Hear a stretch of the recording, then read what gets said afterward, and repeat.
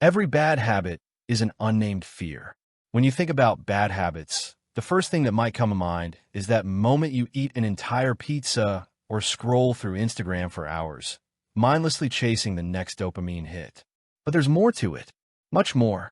Behind every bad habit, lurking like a shadow, is a fear, one that we don't even fully recognize until we start looking a little deeper.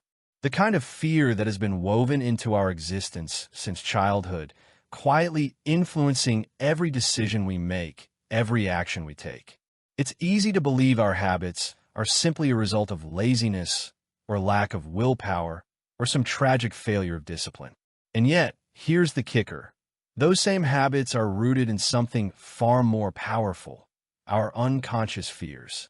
Whether we like it or not, the things we do and don't do often speak more about the fears we are hiding from in the actual tasks at hand. Take a moment and think about the things you do when you're avoiding something, some tasks or challenges you know you should take on but can't seem to start. You might find yourself binge-watching shows, eating junk food, or overcommitting to minor tasks just to avoid the big, scary ones. In this avoidance, you're not just being lazy. You're protecting yourself from something you fear, even if you're not consciously aware of it. It could be a fear of failure, rejection, or even success itself. Funny, right? That fear can shape the way we function on a day-to-day basis. You want to know why change is hard? Because your brain is designed to avoid pain at all costs. That discomfort you feel when you're about to level up, your mind tries to shut it down fast. It'll feed you comfort food, endless scrolling, any escape it can find. Not because you're weak, but because it thinks it's protecting you. But here's the truth. If you want growth, you've got to stop running from discomfort and start listening to it. This pattern continues, and over time, it becomes like an uninvited guest in our lives. The bad habit becomes a companion, one we don't always recognize as harmful, but which continues to feed off of the fear it's meant to mask. This cycle isn't just about willpower, it's about facing what lies beneath. In our habits, we might be avoiding a host of fears, fear of judgment, fear of not being good enough, or even the fear of losing control. These fears quietly pull the strings, and we follow. You've probably heard about how our subconscious mind accounts for about 95% of our actions. That means most of what we do is driven by those hidden fears, long before we consciously realize what's happening. Understanding this connection is crucial, because once we see these fears, we can start to break the chain that binds us to those habits. Our minds are incredible at masking fears, so much so that we can even convince ourselves the habits we form are just quirks or personal preferences. But the truth is, the more we dive into the nature of our habits, the clearer it becomes. Every action, every decision we make is in some way an attempt to avoid, appease, or soothe the fear we're carrying inside. And that's exactly where it starts, at the very core of who we are, hidden beneath the surface of the habits we create. Control. We crave it, don't we?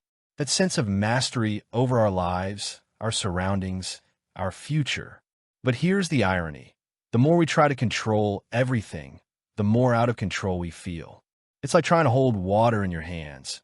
No matter how tightly you grip, it slips through. And at the heart of this desire for control, guess what? Fear. You might not see it at first, but beneath the constant striving for control is a deeply rooted fear. The fear of chaos. The fear of things falling apart. The fear of not knowing what comes next, or worse, of being unable to handle whatever life throws your way. This need for control shows up in countless ways. Some of us might overplan every detail of our day, while others might micromanage the lives of the people around them, convinced that if everything isn't exactly how they want it, it's all going to implode. Ever notice how you can't let go of something because it has to be just right? Or how, when life throws a curveball, you get rattled, like your whole world is crumbling? It's that same fear, the fear of losing control, of being overwhelmed. And that fear, it's often disguised as what we call perfectionism. Perfectionism is just another form of trying to control outcomes, but it's not as harmless as it seems. In fact, it's incredibly damaging. When you think about it, Perfectionism is just an elaborate defense mechanism. It's built to protect you from failure, to shield you from the fear that you're not enough, that you'll fall short. But here's the kicker. In trying to control everything to ensure nothing bad happens, you're actually setting yourself up for failure in a different way. You start expecting the impossible, and when things inevitably don't go as planned, you feel like you've failed. That's a vicious cycle, but it doesn't end there. The need for control also shows up in our habits. Let's say you're afraid of making mistakes, afraid of being judged. So, instead of trying something new, you stick with what's familiar, even if it's not serving you well. You choose the comfort of the known over the potential growth that comes with change. In a sense, these habits act as walls you've built around yourself, walls that you hope will keep you safe. But in reality, they're just another form of self-imposed prison. It's easy to believe that these habits are about laziness, or that you're just too tired or uninspired. But the reality is that your desire for control has taken root so deeply that it's become a coping mechanism. You're avoiding the uncertainty of change, the discomfort of being vulnerable, and the fear of failure. And so, you stay where you are, stuck in a loop of doing what you know, what you can manage, because stepping outside of that would require you to confront the very thing you're terrified of, losing control. As much as we might not want to admit it, the need for control often stems from a lack of self-trust. We don't trust ourselves to handle the unknown, so we try to lock it all down, to keep things predictable and safe. But in doing so, we miss out on the richness of life, the spontaneity, the growth, the learning that comes from embracing uncertainty. You see, fear doesn't always show up as loud, obvious signs. It's subtle, sneaky. Sometimes it's a quiet voice whispering that you won't be able to handle things if they go wrong. And so, you compensate by controlling everything in sight, hoping that if you manage enough details, nothing will slip through the cracks. But in reality, this need for control only perpetuates the very fear you're trying to avoid. So, as you go about your day, think about the times when you overcompensate for fear of losing control. Notice how it shows up in your decisions, your habits, your relationships. It might not be as blatant as you expect, but once you start to see it, the first step to breaking free becomes clear. Instead of grasping harder at the reins, maybe it's time to loosen your grip and allow things to unfold. Because sometimes it's in letting go that we truly begin to regain control. You know that warm, familiar feeling of your couch, that perfect spot where you can just sink in and shut the world out for a while. It's tempting, isn't it? The allure of staying in your comfort zone is powerful. There's no risk, no discomfort, no uncertainty. It's just safe. But here's the truth no one likes to admit. The comfort zone is a trap. It feels good in the moment, but it keeps you stagnant and it feeds the fears that control your life. The comfort zone, in its cozy, protective embrace, promises safety and security. But underneath that promise lies a deep-seated fear of the unknown. And that fear, like a slow-growing vine, spreads through every part of your life, convincing you that stepping out of that bubble would be a mistake. You stay within your safe little world because it's predictable, it's comfortable, and, most importantly, it shields you from the very thing you fear, failure. You've probably heard that growth doesn't happen in your comfort zone. It's a cliche for a reason. But there's a subtle truth behind it that most people miss. The reason growth doesn't happen in the comfort zone is because it's not supposed to. The comfort zone exists precisely to protect us from feeling vulnerable or unprepared. It's like that protective cocoon designed to keep us safe, but when we stay inside it for too long, we miss out on the transformation waiting on the other side. Think about it. When was the last time you pushed yourself outside of your comfort zone? I mean, really push yourself. Most of us don't do it often. It's not because we're lazy or unmotivated, but because the fear of the unknown, of not knowing how we'll handle a new situation or if we'll be good enough, is paralyzing. And so, we stay where it's familiar, even if it's not where we want to be. The fear of uncertainty keeps us from stepping forward. We choose the safety of the known over the potential for something new, even if that new thing could be a path to personal growth or happiness. Here's a wild thing to consider. Most of us are more afraid of success than we are of failure. I know it sounds counterintuitive, but think about it. Success means change. It means new responsibilities, new expectations, and often a new version of yourself that you're not sure you can live up to. So we avoid it. We stay in our comfort zones because the idea of success, of having everything change, is far scarier than staying stuck. It's the fear of what happens after we succeed that stops us in our tracks. So we settle. We keep doing the same things in the same way, day after day, because it's easier. Sure, it's not thrilling. It's not exciting, but it's safe. And that safety, ironically, breeds more fear. The longer you stay in your comfort zone, the harder it becomes to step out. You start to tell yourself stories about how things are just fine the way they are. You convince yourself that you're too busy, too tired, or too uncertain to make any changes. And in doing so, you build a prison of your own making with the bars made of your own fears. The truth is, the comfort zone is one of the most insidious fears of all. It convinces you that staying exactly where you are, doing exactly what you're doing, is the safest path. It keeps you stuck in a loop of avoidance, where every day looks like the last, and any change feels like a threat to your survival. But in reality, the only thing that's truly threatening your growth is that very avoidance. You're not actually afraid of the things you think you are: failure, rejection, or change. You're afraid of the discomfort that comes with leaving the comfort zone behind. But discomfort is where real growth happens.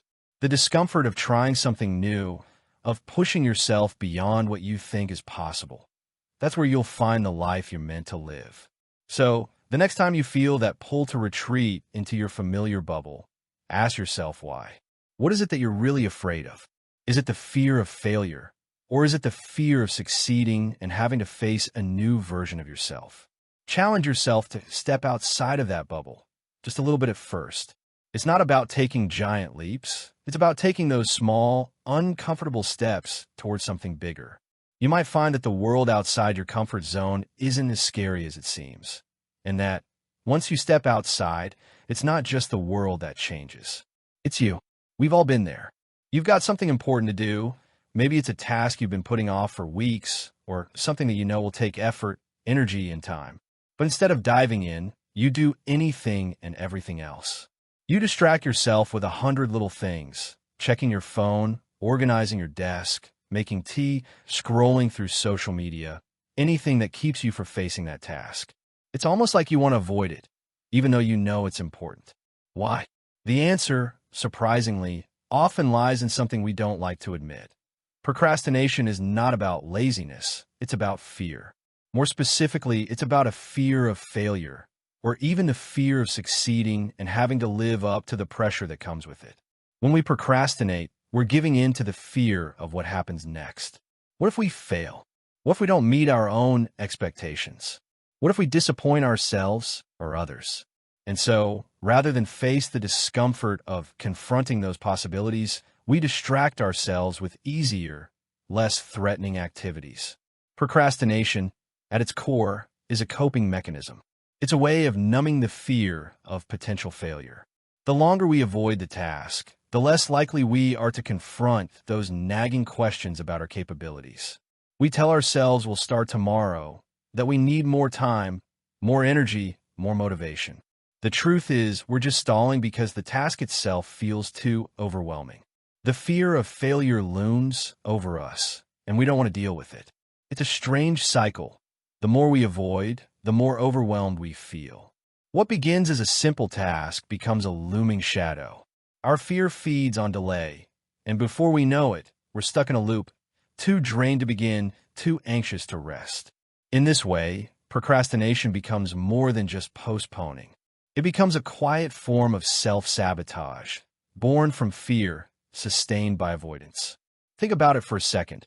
Every time you avoid something, you're choosing fear over action. You're giving your fears more power, more control, and letting them dictate your decisions. The longer you avoid facing those fears, the more they control you, until eventually, the fear of starting becomes greater than the fear of failure itself. And yet, when you finally do begin, you realize something shocking. The task wasn't nearly as difficult or terrifying as it seemed. The hardest part was simply starting. The longer you put it off, the larger the mountain became in your mind, until it seemed insurmountable. But once you took that first step, you found it was just a series of smaller, manageable steps that you could handle. There's a psychological phenomenon at play here. It's called the Zeigarnik effect. This theory suggests that people tend to remember uncompleted tasks more than completed ones. That unfinished business nags at us, creating a constant sense of anxiety. And the longer we avoid it, the stronger that anxiety becomes. In a way, procrastination is a way of letting fear take root, letting it spiral out of control and prevent us from making progress. You know what no one really tells you? Procrastination isn't just a bad habit. It's fear showing up dressed as delay. Your brain's trying to protect you from judgment, from failure, from not being enough. But the longer you wait, the scarier it feels. And suddenly, it's not just a task, it's a monster. The way through? Name the fear. And start, even if it's messy, even if it's just one small move. So, the next time you catch yourself procrastinating, take a moment to ask yourself, what am I really afraid of? Is it the task itself? Or is it the fear of failure, judgment, or the unknown? If you can pinpoint the fear, you can begin to dismantle it piece by piece. And once you start chipping away at that fear, you'll find that the task at hand becomes less of a monster and more of a challenge to embrace. Procrastination is not your enemy. Fear is. And once you start acknowledging the fear and moving through it, you'll discover a powerful truth. You can accomplish more than you think if you're willing to face the discomfort and take that first step. We live in a world obsessed with approval. We're constantly chasing likes, followers, compliments, and validation from those around us. It's built into our social media culture, our professional environments, and even our personal relationships. But here's the thing no one talks about. Seeking validation from the wrong sources is often just another way of hiding from our deepest fears. And those fears, they're much bigger than we'd like to admit. The need for external validation is driven by a fundamental fear, the fear of not being enough. The fear that, deep down, we're somehow inadequate or unworthy of love, respect, or attention unless we prove ourselves through others' approval. It's a tricky cycle, because the more we seek validation, the more we reinforce the idea that we aren't enough on our own. We rely on the outside world to tell us who we are, and in doing so, we disconnect from our own sense of self-worth. This need for external validation often leads us to form habits that revolve around pleasing others, even at the expense of our own well-being. Think about it. How often have you done something just to fit in, to be liked, or to avoid judgment? How many times have you overextended yourself, said yes when you wanted to say no, or changed your behavior just to please someone else? These are the habits that come from the fear of rejection, the fear that we won't measure up if we don't keep everyone happy. It's not just about pleasing friends or family, either. It can also show up in the workplace, where we might overperform, take on extra projects, or compromise our own values just to gain approval from our superiors or colleagues. It's exhausting, isn't it? The constant effort to be what others expect us to be. But here's the catch. The more we rely on validation from others, the less connected we become to our own values, goals, and desires. We start living for someone else's approval, not our own growth. It's a toxic cycle, but it's a hard one to break because validation feels good. It provides an instant sense of relief, like a quick hit of dopamine that makes us feel momentarily accepted. But here's the twist. That relief is only temporary. The moment we stop receiving validation, the anxiety kicks back in, and we're left feeling empty again, needing the next round of approval to fill the void. This, in turn, leads to a pattern of seeking approval, getting it, and then feeling lost again once it fades. We chase this validation like a hamster on a wheel, always moving but never truly getting anywhere. And in doing so, we continue to ignore the underlying fear that drives this need, the fear of being inadequate. The scariest part? We don't even realize how deep this fear runs. It's not always about the big moments of seeking approval. Sometimes it's the small, everyday actions. The way we dress to fit in, the way we change our opinions just to avoid conflict, or the way we hold back our true thoughts and feelings to keep the peace. These are the subtle signs of a fear that's been guiding our behavior for so long that it feels like second nature. And yet, the irony is that we're not actually getting the validation we need. We're getting crumbs, tiny bits of approval from others that never truly satisfy the hunger inside. The only true validation that can fill that void comes from within. The real work is learning to validate ourselves, to trust in our own worth without needing others to confirm it. When we learn to do this, we break the cycle of seeking external approval. And in doing so, we free ourselves from the fear that has been controlling our habits all along. But this isn't an overnight process. It's about reclaiming your own sense of value and understanding that you are enough as you are without the need to prove it to anyone. It's about stepping away from the habits of seeking validation and starting to build a foundation of self-worth that doesn't rely on the opinions of others. And once you do that, once you start seeing yourself as worthy without needing constant reinforcement, you'll begin to notice a shift where the need for validation no longer controls your choices, where you can act authentically and confidently, knowing that you're enough without anyone's approval. So, the next time you catch yourself seeking validation in ways that don't serve you, pause and ask, what fear am I avoiding by doing this? Is it the fear of not being enough or the fear of rejection? And how can I begin to validate myself in a way that fills the gap? It's in these small shifts that you'll start to reclaim your power and break free from the habits that were born from that fear. Change. It's the one thing we all know we should embrace, but it's also the one thing that terrifies us the most. We talk about it, dream about it, and often wish for it, but when it comes down to actually making a change in our lives, something pulls us back. The fear of change is so deeply ingrained in us that we often don't even realize it's keeping us stuck. And yet, it's the fear of change that prevents us from stepping into the life we could be living. You've probably experienced it. That feeling of wanting to make a fresh start, maybe with a new job, a new relationship, or a new health routine. But when it's time to take action, fear sets in. You wonder, what if it's not as great as I imagined? What if I fail?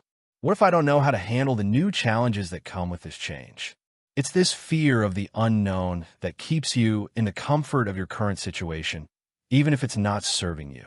And the more you stay where you are, the more the fear grows. We like to think of ourselves as adaptable beings, but when it comes to real change, especially change that requires us to step into new, unfamiliar territories, our brains go into full-on defense mode. It's a survival instinct. After all, change is unpredictable, and our brains are wired to protect us from anything that feels unpredictable. The unfamiliar is often associated with danger, and so we resist it, even if it means staying in a place that's not truly satisfying. The fear of change can manifest in a variety of ways. You might find yourself procrastinating on starting a new project, avoiding difficult conversations, or even staying in a job or relationship that you know isn't right for you. But here's the kicker.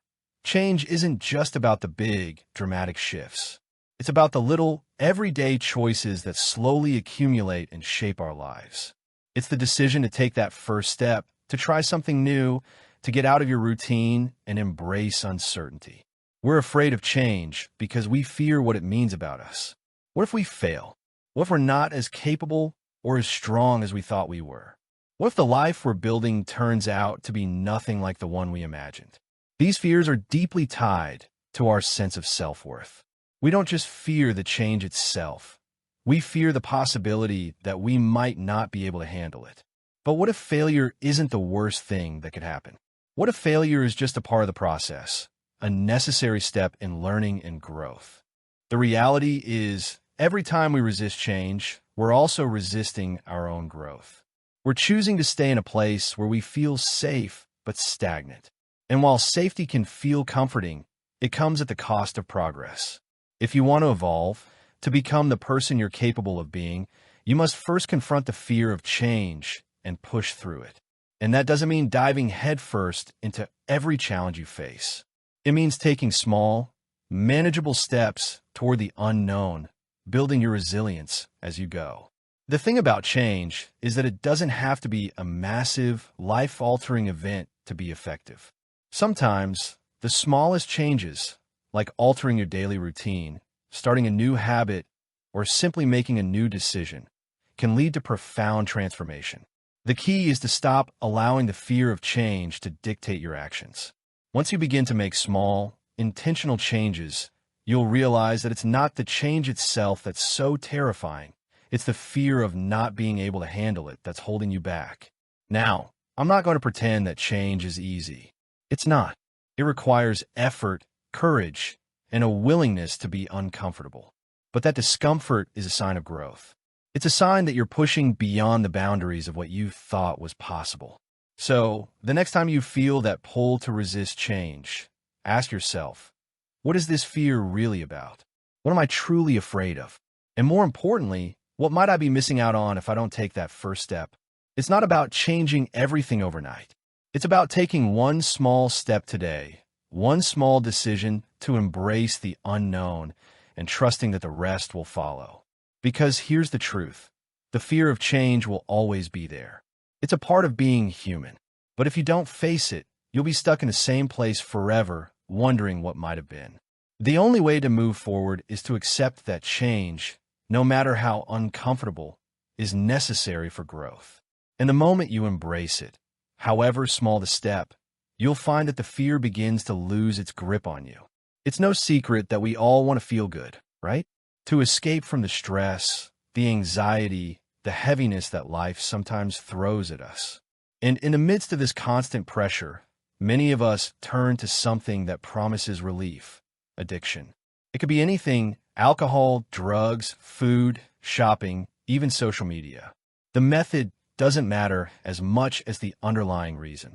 At the core of addiction is a desire to escape, to numb the pain, to shield ourselves from confronting the deep fears that lie beneath the surface. Now, don't get me wrong. Not all habits are technically addictions, but many of them serve the same purpose. They act as distractions. They give us something to focus on when life feels overwhelming or when we're afraid of confronting the more painful parts of ourselves. Addiction, at its core, is a coping mechanism, a way to manage emotions that feel too intense or too difficult to deal with. Whether we're running away from sadness, loneliness, anxiety, or fear of failure, addiction promises a temporary fix, a quick escape from uncomfortable emotions. But the trouble is, it doesn't last. You probably noticed that after a binge session, whether it's binge eating, binge watching a show, or scrolling endlessly on your phone, you feel worse, not better. The relief is short-lived, and the deeper emotions we're trying to avoid only seem to intensify. Addiction isn't a solution. It's a band-aid covering up the real issue without healing it. But what's worse, it becomes a vicious cycle. The more we try to numb the fear or discomfort, the more we feed the need for that temporary escape. It's like chasing the tail of a dog that can never quite catch it. But what if, instead of running from our fears through addiction, we turned and faced them? What if we stopped seeking the quick fix and allowed ourselves to sit with the discomfort, to feel the fear, and to see it for what it is? It's a lot easier said than done, I know. No one likes to feel discomfort, especially when it's tied to the things we fear most. But here's the catch. When we allow ourselves to confront our fears, when we stop running from them, they lose their power over us. I know, it sounds impossible at first, but think about it this way. Addiction feeds on avoidance. The more you avoid the fear, the stronger it becomes. But when you face it, even just a little bit at a time, it starts to lose its grip. You begin to realize that the thing you were running from isn't as scary as it seemed. That nagging voice in your head that says, "You can't handle this, you're not strong enough," starts to quiet down as you prove to yourself that you are strong enough to deal with it. It's all about creating a new relationship with your emotions. Instead of seeing your fear as something to avoid or numb, see it as something that can teach you. Fear doesn't have to be a bad thing. In fact, fear is often a sign that you're on the verge of something important, something that requires growth, change, or a new perspective. And when you approach fear with that mindset, you open yourself up to a whole new world of possibilities. You begin to realize that fear is not the enemy. It's just a messenger. Now, I'm not suggesting you should face all your fears at once. That would be overwhelming and likely counterproductive. But if you start small, if you begin to recognize the ways in which you turn to addictive behaviors to avoid your emotions, you can start to create new habits, healthier ones that allow you to confront your feelings without running away from them. Take, for instance, the habit of reaching for food when you're stressed. Food becomes your comfort, your way of silencing the anxiety. But if you take a moment to pause, to really feel that anxiety instead of pushing it down with food, you begin to create a new pattern. You start to ask yourself, what am I really feeling right now? And how can I sit with this emotion instead of numbing it? It's not easy, but it's incredibly powerful. The more you practice sitting with discomfort, the easier it becomes. Addiction, in many ways, is a form of avoidance. But you don't have to live in avoidance. You have the ability to face what you fear and take action in a way that serves you, not harms you. And with each step you take, you'll find that the need to escape through addiction becomes less and less. You'll start to see that you don't need a crutch to get through life. You have the strength within you to deal with the hard stuff. And when you finally confront the underlying fears that have been driving your habits, you'll find that you're not just freeing yourself from addiction. You're freeing yourself from the fears that have been holding you back your entire life. The first step is always the hardest. But once you start confronting your fears, you'll realize that you have the power to change your relationship with addiction and with yourself. It's not about perfection. It's about progress. And with every small victory, you'll become stronger, more resilient, and more capable of handling whatever life throws your way. Guilt, that heavy, suffocating feeling that seems to follow you around, casting a shadow over everything you do. You've probably felt it before, haven't you? The guilt of eating too much, of skipping a workout, of letting someone down. It's that persistent voice that tells you you're not doing enough, that you're not good enough. Guilt has this way of creeping into our lives, making us believe that we're always falling short of some impossible standard. But what's really behind it? What's the fear that drives guilt? And why does it seem to show up at the worst possible times? At its core, guilt is often rooted in the fear of failure or the fear of not meeting expectations, either our own or those imposed by others. Think about the last time you felt guilty. Was it because you didn't achieve something you set out to do? Or maybe because you let someone down? Guilt is a direct result of the fear that you've done something wrong or that you've somehow failed to live up to what you should be. It's that nagging feeling that you could have done better, that you could have made a different choice. But here's the twist. Guilt doesn't actually motivate us to change in a healthy way. Instead, it keeps us stuck. When we feel guilty, we often beat ourselves up, overthink, and stay trapped in the negative emotions rather than taking positive action to correct what went wrong. Guilt is like a constant reminder of our mistakes, but rather than helping us learn and grow, it paralyzes us, making it harder to move forward. It's a form of self-punishment, one that keeps us stuck in a loop of regret and self-blame. The real problem with guilt is that it doesn't always come from a place of truth.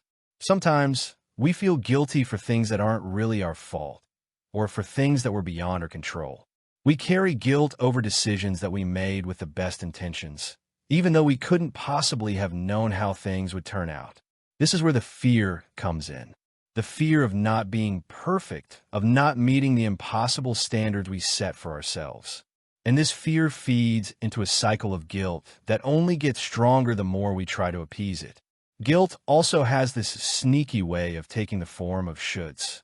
I should be doing more. I should be better. I should have made a different choice. The moment we start attaching should to our actions, we're setting ourselves up for failure. The truth is, there is no universal standard for what you should be doing in any given situation. Life is messy, and mistakes happen. Guilt keeps us in the past, dwelling on things that can't be changed, instead of letting go and moving forward. But here's where it gets interesting. Guilt is actually a form of avoidance, just like many of the other habits we've discussed. Instead of confronting our fears head-on, we bury ourselves in guilt, hoping it will somehow make things right. We use it as a way to avoid taking action or making changes, because it's easier to stay stuck in the emotional loop of self-blame than to face the real issue at hand. The truth is, guilt isn't motivating us to do better. It's keeping us trapped in the past, repeating the same mistakes over and over. So what's the alternative? How do we break free from the cycle of guilt? First, we need to recognize that guilt is not always a reflection of reality. We need to stop holding ourselves to impossible standards and start accepting that we are human. We make mistakes. We fail. And that's okay. What matters is how we respond to those mistakes, not how we punish ourselves for them. When we can let go of guilt, we free ourselves to take productive, healthy actions. Instead of focusing on what we did wrong, we can focus on what we can do right. We can acknowledge our mistakes, learn from them, and move forward without the weight of guilt holding us back. It's about practicing self-compassion, about recognizing that you don't need to be perfect to be worthy. Guilt is often a result of the fear that we're not enough. But once you begin to embrace your imperfections, you'll find that guilt loses its power. Let's be real for a second. Guilt is a terrible motivator. It doesn't help you grow. It doesn't make you better. It just makes you feel small. So, the next time guilt creeps in, take a moment to pause. Ask yourself, what fear is driving this guilt? What standard am I holding myself to that isn't serving me? And how can I start to let go of it, little by little? Letting go of guilt isn't easy. It's a process. But once you start to understand that guilt is often a fear-based reaction to not meeting an unrealistic expectation, you'll begin to break free from its hold. And when that happens, you'll find that you're not only able to forgive yourself more easily, you'll be able to make better, more empowered choices moving forward. Perfectionism. It's a word we've all heard before, but what does it really mean? We talk about perfectionism like it's a badge of honor, as though being a perfectionist somehow makes us better, more driven, more successful. But here's the truth. Perfectionism is one of the most insidious fears masquerading as a virtue. It's not a quest for excellence. It's a defense mechanism. And it's rooted in something much deeper than the desire to get things just right. At its core, perfectionism is about fear, the fear of being inadequate, the fear of failing, and the fear of being judged. Think about it for a second. When you're driven by perfectionism, the ultimate goal isn't to do something well. It's to avoid feeling like you're not enough. If you're constantly striving to be perfect, you're essentially telling yourself that anything less than perfection isn't acceptable. And that, my friend, is a fear-based mindset. You're afraid of showing up and failing, of not living up to expectations, either your own or those imposed by others. Perfectionism convinces you that if you can just get everything right, you'll finally be worthy of praise, approval, and acceptance. The painful truth is this. Perfectionism doesn't give you peace. It takes it from you. It promises satisfaction, but delivers self-doubt. Because no matter how much you do, perfection always demands more. It whispers, you're not there yet. But the truth is, your worth has never depended on flawlessness. It comes from showing up as you are, not as some idealized version of who you think you should be. And this fear-driven need for perfection doesn't just affect our professional lives. It also seeps into our personal lives. It influences how we see ourselves, how we interact with others, and how we measure our worth. Perfectionism can make us feel like we're never good enough, like we're always one misstep away from being judged or rejected. It creates this constant pressure to perform, to be flawless, to meet expectations. And that pressure can feel suffocating. What's ironic is that perfectionism often keeps us from doing our best work. Not because we don't care, but because we care too much. We fixate on getting it just right, and in doing so, we lose flow, joy, and purpose. We stall, delay, second-guess ourselves into silence. But the truth is, creativity doesn't need perfection. It needs courage. And sometimes the bravest thing we can do is simply begin. Perfectionism also prevents us from taking risks. If you're so afraid of making a mistake, you'll hesitate to try new things, to push your limits, or to step outside your comfort zone. The fear of failure becomes more powerful than the desire for growth. And so you play it safe, sticking to what you know and avoiding anything that might challenge you. But growth happens when we step into the unknown, when we embrace imperfection, and when we allow ourselves to fail. Failure isn't the end. It's part of the process. It's how we learn, how we evolve, and how we ultimately succeed. But that's where perfectionism gets tricky. It convinces you that failure is something to be avoided at all costs, that anything less than perfection means you're not good enough. And so, you end up avoiding the very experiences that would help you grow and improve. You miss out on opportunities to expand your skill set, to discover new talents, and to build resilience. Instead of embracing the messiness of life, you try to control it, to shape it into something that fits your ideal image of what it should be. But life doesn't work that way. So, what can we do to break free from perfectionism? The first step is recognizing that perfectionism isn't about striving for excellence. It's about fear. It's about trying to protect yourself from the anxiety of failing, from the fear of not being good enough. Once you see that perfectionism is rooted in fear, you can start to dismantle it. You can begin to embrace the idea that good enough is often just that, enough. You don't need to be flawless to be worthy. You don't need to get everything right to be successful. Start by setting realistic expectations for yourself. Aim for progress, not perfection. Instead of obsessing over every little detail, focus on the bigger picture. Give yourself permission to make mistakes, to learn, and to grow. And when you do make a mistake, instead of beating yourself up, use it as an opportunity to learn something new. Perfectionism doesn't serve you. It holds you back. But imperfection is where the magic happens. It's where you grow, where you innovate, and where you find your true potential. So, the next time you catch yourself getting stuck in the endless pursuit of perfection, ask yourself, what am I really afraid of? Am I afraid of failing? Am I afraid of not being good enough? And how can I shift my mindset from fear to growth? It's in those moments of self-awareness that you'll begin to break free from the grip of perfectionism and move toward a more authentic, fulfilling life. Rejection.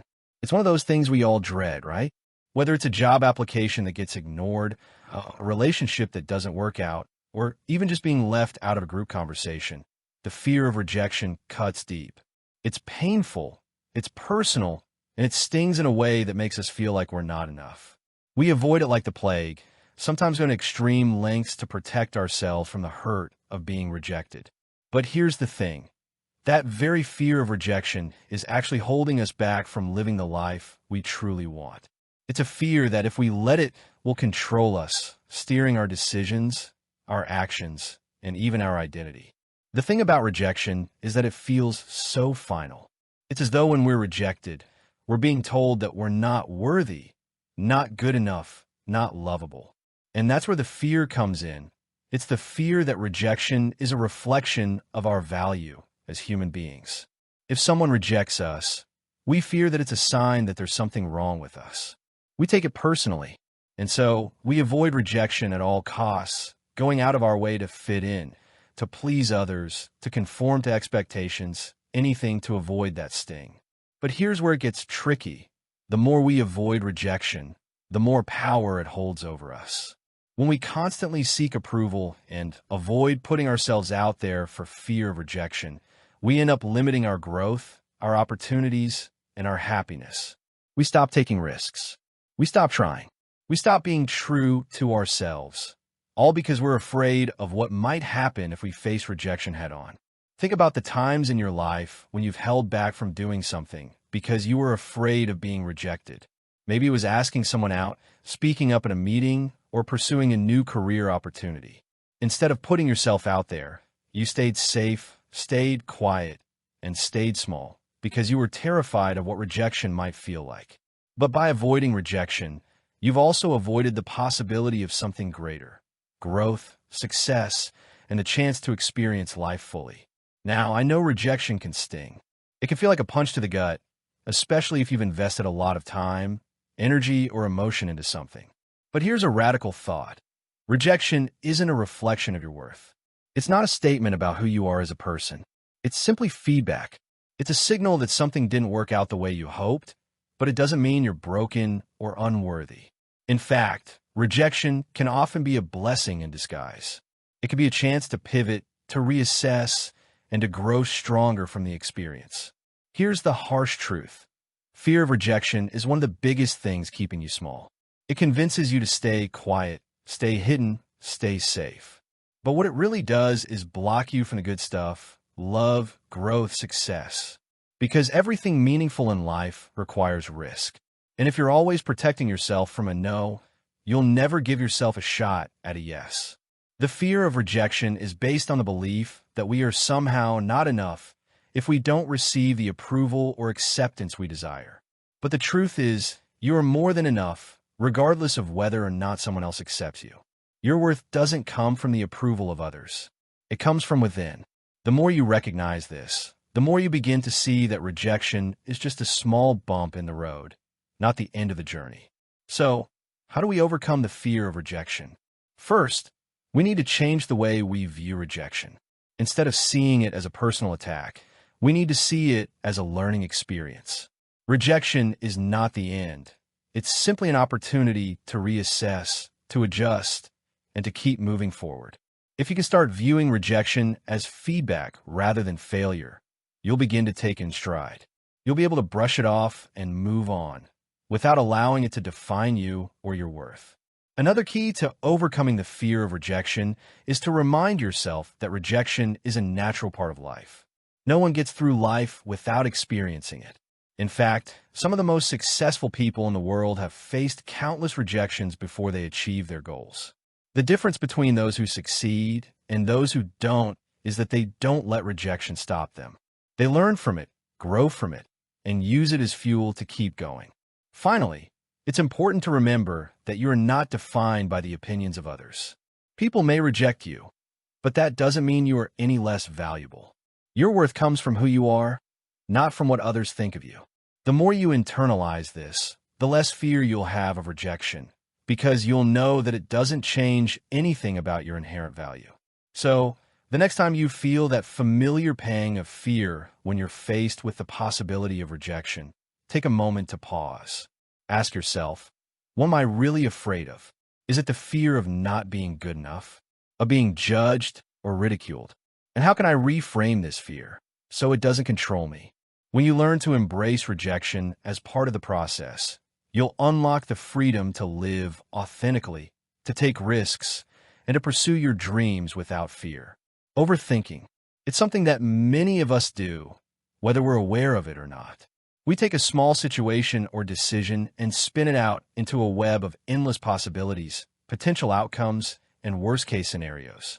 It's like our brains get stuck in a loop, replaying the same thoughts over and over again until the original problem seems so much bigger than it ever was. But here's the thing. Overthinking is not just a bad habit. It's a form of self-sabotage, and it's deeply tied to our fears. Think about it. When you overthink something, what's really going on? You're trying to predict the future, to control something that's completely out of your hands. Overthinking is born from the fear of making the wrong choice, of failing, or of not measuring up. You keep running through scenarios in your head, imagining all the ways things could go wrong, hoping that if you think about it long enough, you'll find the perfect solution, the right answer. But what you're really doing is avoiding action. Instead of making a decision and moving forward, you're staying stuck in your head, paralyzed by the fear of making the wrong choice. This fear of making mistakes is deeply ingrained in our culture. We're told from a young age that failure is bad, that mistakes are something to be avoided at all costs. And so, we become afraid of making the wrong move, of taking the wrong step. But the truth is, overthinking only makes things worse. It keeps us stuck in a cycle of indecision, where we're constantly trying to anticipate every possible outcome, but never actually moving forward. We become so focused on making the perfect decision that we end up making no decision at all. The problem with overthinking is that it prevents us from taking action. It keeps us in the realm of possibility and speculation, but it never leads to anything concrete. Instead of testing out our ideas, taking risks, and learning from our mistakes, we stay stuck in an endless loop of what-ifs. We become so afraid of making the wrong decision that we avoid making any decision at all, paralyzed by fear. And in doing so, we miss out on the opportunity to grow, to learn, and to move forward. But here's the flip side. When we overthink, we're essentially giving in to fear.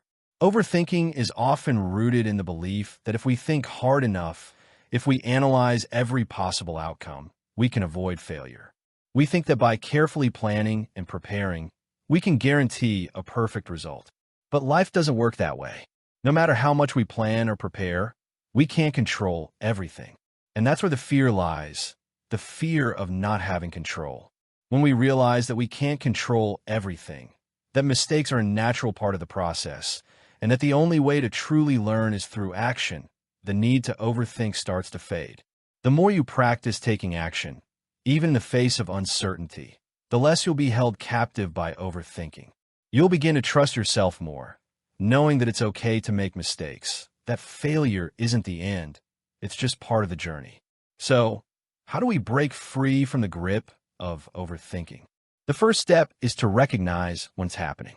Next time you find yourself trapped in a loop of thoughts, stop and ask yourself, what am I really afraid of? Am I afraid of making the wrong choice? Of failing? Of looking foolish? Once you identify the fear behind your overthinking, it becomes easier to see that it's not the situation itself that's causing the stress. It's the fear of failure that's amplifying it. Next, practice making decisions more quickly. It doesn't have to be a big decision, just something small. Maybe it's what to have for lunch or how to spend your weekend.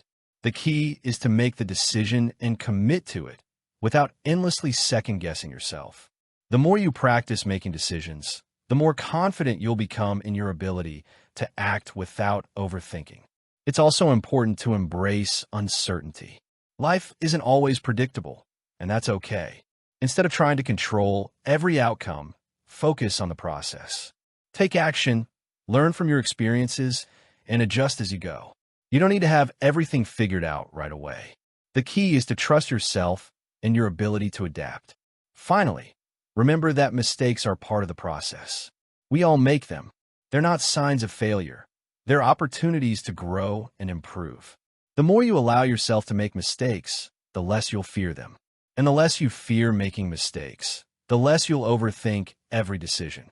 You'll start to trust that you're capable of handling whatever comes your way, no matter how uncertain or imperfect it might be. Overthinking is a fear-based habit. It's rooted in the belief that we can control everything, that we can avoid failure by thinking long and hard about every decision.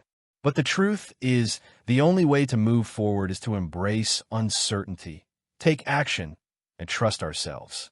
The more we let go of the need for control, the more freedom we have to take risks, learn, and grow. And in doing so, we'll break free from the paralysis of overthinking and step into a life of possibility. Self-doubt. It's that little voice in your head that tells you you're not good enough, not smart enough, not capable enough to achieve your dreams. It's that nagging feeling that keeps you from stepping out of your comfort zone, from taking that leap of faith. We've all been there. At some point or another, we've questioned our abilities, our worth, and our potential. Self-doubt is a powerful force, and it's often the root of many of our bad habits and fears. But here's the kicker. Self-doubt isn't something we're born with. It's something we've learned through experiences, through feedback, through comparisons to others. And the thing is, the more we listen to it, the more it grows, feeding off of our insecurities and fears. You might think that self-doubt is just a normal part of being human, and to an extent, that's true. We all experience it. But there's a difference between having occasional moments of doubt and allowing that doubt to dictate your actions, your choices, and your self-worth. When you let self-doubt control you, it's like putting the brakes on your own life. You second-guess yourself constantly, paralyze yourself with indecision, and ultimately stop taking the risks that lead to growth and success. The thing about self-doubt is that it's often rooted in fear, the fear of failure, the fear of judgment, and sometimes the fear of success itself. You might be afraid of not living up to expectations, or you might fear that you'll fail in a way that will embarrass you or let others down. In some cases, self-doubt even stems from the fear of succeeding. What if success brings more responsibility, more pressure, more challenges that you're not prepared to handle? The fear of what comes after success can sometimes be more paralyzing than the fear of failure itself. Let's be clear, self-doubt doesn't mean you're unqualified. It just means your brain is trying to keep you in your comfort zone. It whispers, you're not ready, so you won't take risks. But here's the catch. The longer you listen, the more you believe it. And that belief, it doesn't keep you safe, it keeps you small. Your potential isn't defined by your fear. It's defined by how you rise above it. You might be thinking, but what if I'm just not good enough? That's the voice of self-doubt talking. And here's the reality. Everyone has moments of insecurity. Everyone feels like they're not good enough at some point in their life. The difference between those who succeed and those who don't is how they handle that self-doubt. The successful ones don't let stop them. They acknowledge it, but they don't let it control them. They take action despite the doubt, knowing that the fear is just a sign that they're stepping out of their comfort zone and growing. So, how do we stop self-doubt from taking over? The first step is to recognize that it's not truth. It's just a fear-based narrative that we've bought into. Self-doubt feeds on our insecurities, but it doesn't define who we are or what we're capable of. The more you recognize self-doubt for what it is, just a voice in your head trying to protect you from perceived failure, the easier it becomes to dismiss it and move forward. Next, it's important to challenge those negative thoughts. When you catch yourself thinking, I'm not good enough, ask yourself, is that really true? The answer is probably no. You are good enough. You have the skills, the knowledge, and the ability to achieve whatever you set your mind to. Instead of focusing on the doubt, focus on your strengths, your past successes, and the reasons why you're capable of handling whatever comes your way. Another powerful way to combat self-doubt is to take small, manageable risks. Instead of overwhelming yourself with big, daunting challenges, break them down into smaller steps. When you take action, even in the face of doubt, you prove to yourself that you can handle it. With each small success, the self-doubt starts to shrink and your confidence begins to grow. Finally, surround yourself with people who believe in you. It's easy to get caught up in your own head and listen to the voice of self-doubt, but having a support system that reminds you of your worth can make all the difference. Positive feedback, encouragement, and even just having someone who listens can help silence the doubt and give you the strength to keep moving forward. Remember, self-doubt is not an obstacle. It's just a sign that you're pushing yourself beyond your comfort zone. It's a natural part of growth. The more you face it, the more you move through it, the smaller it becomes. Self-doubt will always be there, but you don't have to let it control you. When you start taking action despite the fear, when you start trusting in your abilities and your worth, you'll realize that self-doubt has no power over you anymore. And that's when the magic happens, the moment you stop doubting yourself and start believing in your potential. Loneliness. It's something we all feel at some point, isn't it? That aching, hollow feeling when you're surrounded by people but still feel completely alone. It's one of the most uncomfortable emotions we experience, and yet it's something we try to avoid at all costs. We fill our schedules with activities, spend hours scrolling through social media, and constantly seek distractions, anything to avoid confronting that deep sense of isolation. But here's the twist. That loneliness is often just a mask for something deeper. The fear of being disconnected, the fear of not being loved, or the fear of not being enough. Loneliness is a fear we all carry, but it doesn't always show up in the ways we expect. Sure, there's the obvious form, being physically alone. But loneliness can also manifest when we're surrounded by people who don't truly understand us, or when we feel like we're not connecting on a deeper level.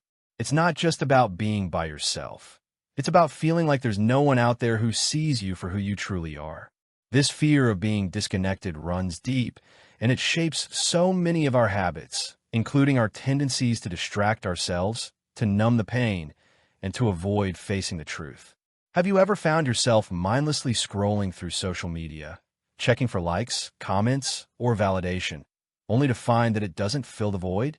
It's almost as if we've been conditioned to believe that if we can just keep ourselves occupied, we won't have to feel that loneliness.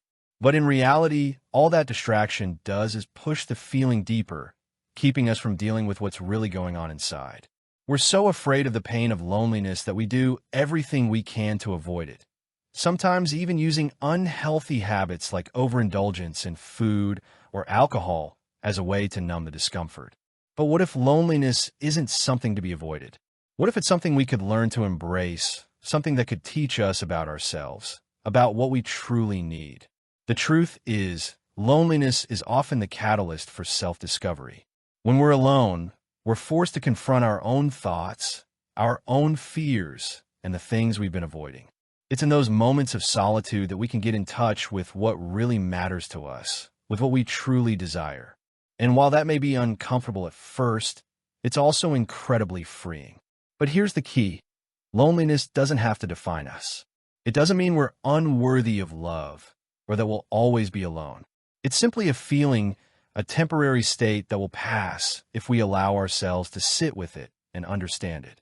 When we stop running from loneliness, we begin to see it for what it truly is, a reminder that we need connection, that we need to nurture relationships, and that we need to learn how to be content with ourselves first. Because at the end of the day, the most important relationship we have is the one we have with ourselves. This is where it gets tricky, though. Sometimes, when we feel lonely, we try to fill the gap with distractions, with people who don't truly add value to our lives, or with habits that only serve to numb the pain. We tell ourselves that we need to be surrounded by others to feel fulfilled, but in doing so, we miss the opportunity to truly connect with ourselves. We avoid the vulnerability of being alone, of sitting with our emotions, and instead, we look for outside validation to fill the emptiness. Real connection starts from within. It starts with learning how to be at peace with yourself, how to enjoy your own company, and how to find comfort in the silence. Only when we can embrace our own solitude, when we can be content with our own thoughts and feelings, will we be able to truly connect with others in a meaningful way. The fear of loneliness often comes from the belief that we need others to complete us, that our worth is dependent on external validation. But the truth is, you are complete as you are, and the key to overcoming loneliness is not finding someone else to fill the void. It's learning to fill it yourself. So, the next time you feel that familiar pang of loneliness, instead of running from it, take a moment to sit with it. Ask yourself, what is this loneliness trying to teach me? What is it revealing about my needs, my desires, and my relationships? And how can I learn to be more comfortable with myself in this moment? When you start to shift your perspective on loneliness, you begin to see it not as something to fear, but as an opportunity for growth, for introspection, and for deeper self-understanding. Loneliness doesn't have to be a negative force in your life. It can be the catalyst for personal transformation. When you learn to embrace your own company, to face your fears and insecurities head-on, you'll find that loneliness loses its power over you. You'll learn to enjoy your own company, to build a healthy relationship with yourself, and to create the kind of connections that truly fulfill you. And in the end, that's where the real magic happens, not in avoiding loneliness, but in learning from it. FOMO, the fear of missing out. It's almost like a constant hum in the background of our modern lives, isn't it? We see it everywhere, on social media, in the workplace, even among our friends. It's that nagging feeling that we're not experiencing enough, that others are living a more exciting, fulfilling life than we are, and can be paralyzing. We chase after the next big thing, always afraid that if we don't keep up, we'll be left behind. But here's the thing. FOMO isn't just about missing out on an event or an opportunity. It's about fear, the fear of not being enough, the fear of not measuring up to others, and the fear that we're missing something essential about life. At its core, FOMO stems from a deep desire for connection, for experiences that make us feel alive, and for the validation that comes from being included. It's natural to want to feel part of something, to be seen, to be heard. But FOMO takes it to the next level, creating a sense of urgency and anxiety around every experience. We start to believe that if we don't attend that party, take that trip, or buy that new thing, we're somehow falling behind, missing out on life's most important moments. But in reality, this constant chase for more only leads to exhaustion and dissatisfaction. It's easy to get caught up in the FOMO cycle. Social media amplifies it, showcasing the highlight reels of everyone else's life, vacations, new relationships, career successes, and all the things we think we should have or be doing. And it's hard not to compare. We see others living their best lives, and suddenly we feel like we're not measuring up. We become consumed by the fear that if we're not doing all of these things, we're missing something important about the human experience. It's a fear of not fitting in, of not living up to society's expectations, and of missing out on opportunities for happiness or success. But what we often fail to realize is that FOMO is a form of escapism. It's a way of avoiding the present moment, of refusing to be content with where we are right now. Instead of embracing the life we're currently living, we're constantly looking over our shoulder, try to keep up with the lives of others. And in doing so, we lose touch with what truly matters: our own journey, our own pace, our own needs and desires. FOMO convinces us that there's always something better, something more exciting, just beyond our reach. But the truth is, the more we chase after the next big thing, the less we truly appreciate what we already have. FOMO often stems from a fear of missing out on connection, on love, friendships, and meaningful experiences. But the irony is that the more we chase after external validation, the less we allow ourselves to experience authentic connections. We're so focused on doing what everyone else is doing, on achieving the things others are achieving, that we forget to live life on our own terms. We forget that real fulfillment comes not from chasing after the approval of others, but from creating a life that aligns with our own values and desires. Here's where the shift happens. The moment you stop chasing after the next big thing and start focusing on what's truly important to you, FOMO begins to lose its grip. When you learn to embrace your own path, to be content with your own experiences, the fear of missing out fades into the background. It's about finding joy in the present moment, in the things that matter most to you, not in what everyone else is doing.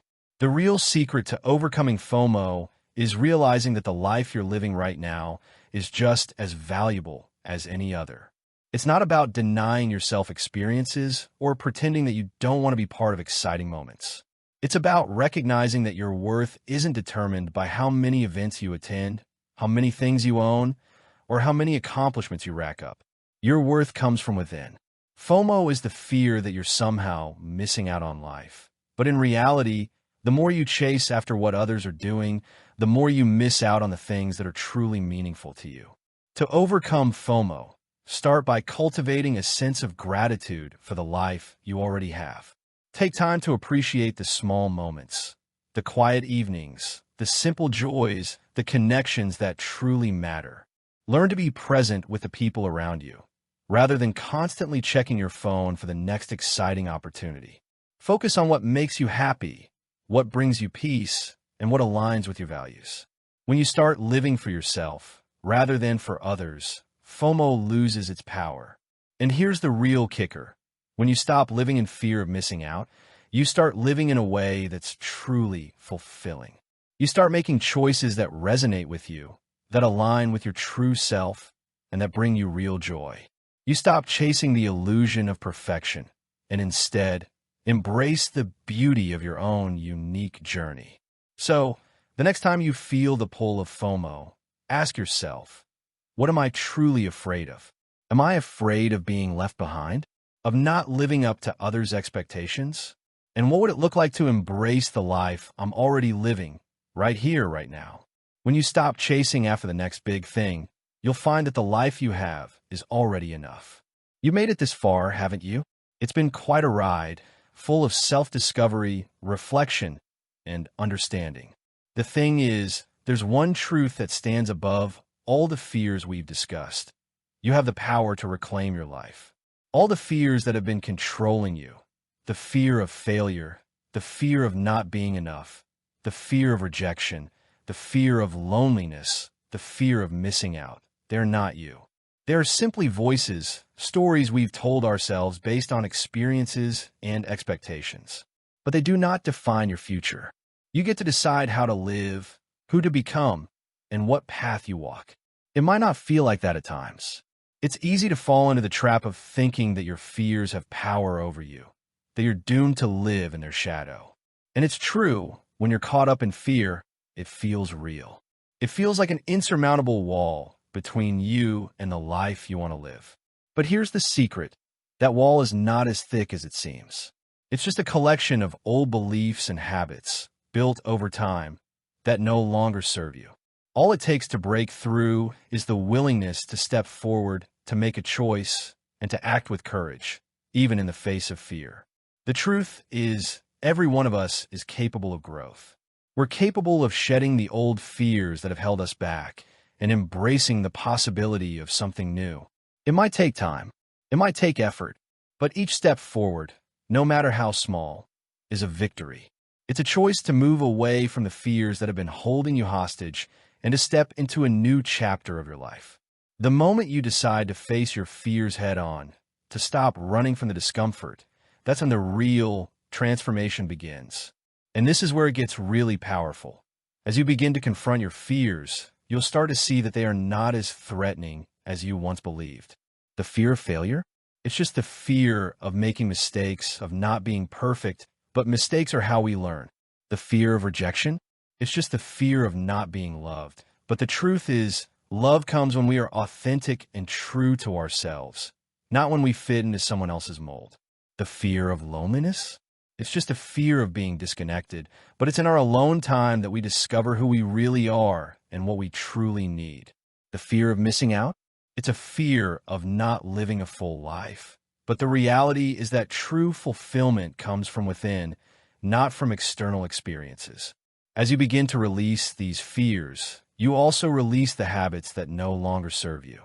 The procrastination, the perfectionism, the overthinking, they were all just ways of avoiding something. But now, with each small victory, with each step forward, you break free from the chains of these old habits. You become someone new, someone who is no longer ruled by fear, but guided by possibility. You learn to trust yourself, to take risks, and to embrace life with all of its messiness and beauty. This doesn't mean you'll never feel fear again. Fear is a natural part of being human. But it no longer has to control you. It becomes a signal, a prompt to take action, to grow, to step outside your comfort zone. When you learn to embrace fear instead of running from it, you begin to see it as an ally, not an enemy. Fear becomes the fire that fuels your journey, not the wall that blocks your path. So, as you step into the next phase of your life, remember that you are not your fears. You are the person who can overcome them. You are capable of more than you realize. And every fear you face, every habit you break, brings you closer to the person you were always meant to be. You have the power to choose how you respond to the world, to choose how you shape your future, and to choose the life you want to live. You've already started, and that's the hardest part. The rest is just taking one step at a time, knowing that each step is a victory. So go ahead, keep moving forward, break free from the fears that have held you back, and embrace the life you deserve. Because greatness isn't about being perfect, it's about being willing to face your fears and keep going anyway.